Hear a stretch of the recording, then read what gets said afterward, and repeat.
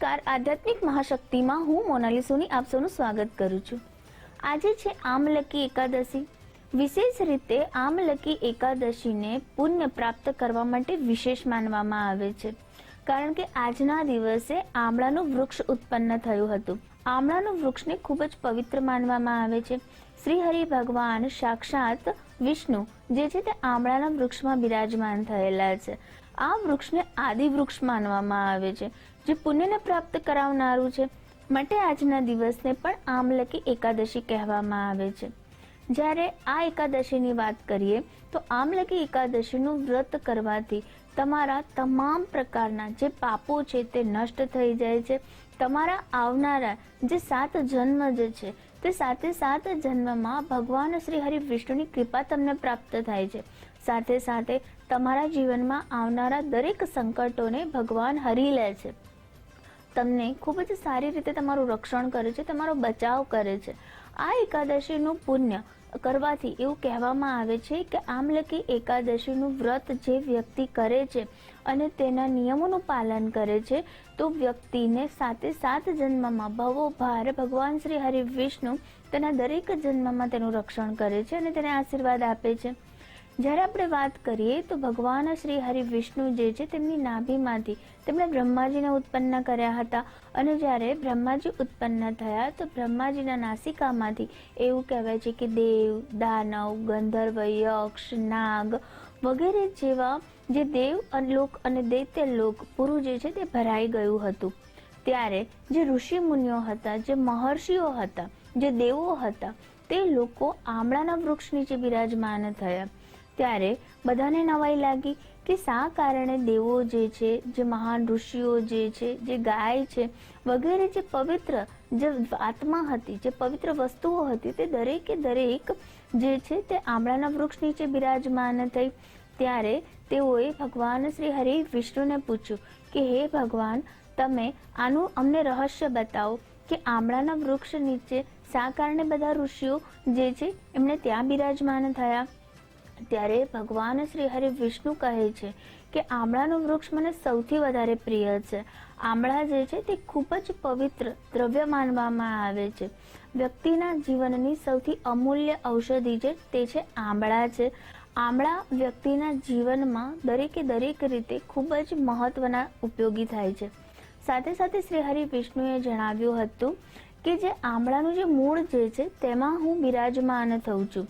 સાથે સાથે જે આમળાનું જે થડ છે, જેનો જે મધ્ય ભાગ છે, ત્યાં સાક્ષાત સદા શિવ જે છે તે બિરાજમાન થયેલા છે। સાથે સાથે આમળાના વૃક્ષમાં શ્રી હરિ બ્રહ્મા, વિષ્ણુ, મહેશનું તો સ્થાપત છે જ તે, પરંતુ સાથે સાથે તેની ડાળીઓ જે છે તેમાં દેવો બિરાજમાન છે, તેના પાનમાં વશુઓ છે, તેના ફળો જે છે તેમાં અલગ અલગ પ્રજાતિઓ છે। વિશેષ રીતે આમળાનું વૃક્ષ મહાપુણ્યકારી છે અને તે લાભપ્રદ છે। વ્યક્તિના આરોગ્ય અને વ્યક્તિના જીવન માટે આમળાનું વૃક્ષ જે છે તે ખૂબ જ પુણ્યકારી અને શુભકારી છે। સાથે સાથે આમળાનું સેવન કરવાથી પણ વ્યક્તિના તમામ પ્રકારના રોગો જે છે તે દૂર થાય છે।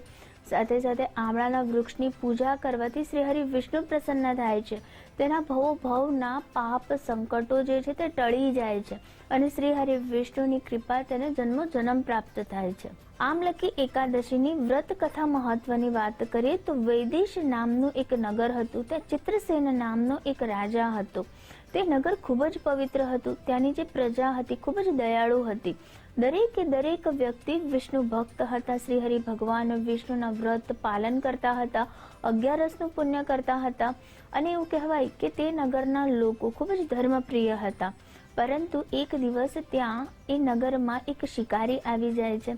તે શિકારી એવું કહી શકાય તે ખૂબ જ પાપ કરતો હતો, કોઈ પણ પ્રકારનું તે વ્રત પાલન ન કરતો હતો, કોઈ ભક્તિ ન કરતો હતો। એક દિવસ તે શિકારી જ્યારે જંગલમાં જાય છે અને શિકારની રાહ જોતો જોતો આખી રાત તેને વ્યતીત થઈ જાય છે। બીજો દિવસ સવાર પડે છે, બીજો દિવસ સવારે પણ તેને કોઈ પણ શિકાર નથી મળતું। ભૂખ્યો તરસો ફળ હાર કર્યા વગર તે શિકારી શિકારની રાહ જોતો રહેતો હોય છે, અને ખાસ કરીને જ્યારે તે રાહ જોતો હોય છે તે આમળાના વૃક્ષની નીચે બેસીને તે શિકાર પોતાની રાહ જોતો હોય છે, પરંતુ કોઈ પણ રીતે શિકારીને કોઈ શિકાર પ્રાપ્ત નથી થતું। થાકી હારીને નિરાશ થઈને તે પોતાના ઘરે પાછો આવે છે, પરંતુ આમળાના વૃક્ષની નીચે આખો દિવસ બેસી રહેવાથી તે અને સાથે સાથે કોઈ પણ પ્રકારનું ભોજન ન કર્યું, જળાહાર ન કર્યું, અને આવી જ રીતે તેણે પોતાનું આખું એક દિવસનું જે વ્રત જે છે તે ફાગણ સુદ 11ના દિવસે આમળાના વૃક્ષની નીચે બેસીને વ્યતીત કર્યું. આ દિવસે તેણે કંઈ પણ ખાધું પીધું ન હતું, માટે તે આ જે વ્રત હતું તેને પુણ્ય પ્રાપ્ત થયું. ત્યારબાદ એવું કહેવાય છે કે જ્યારે શિકારી જે છે તે શિકારના બધા પાપો જે છે તેના નષ્ટ થઈ જાય છે.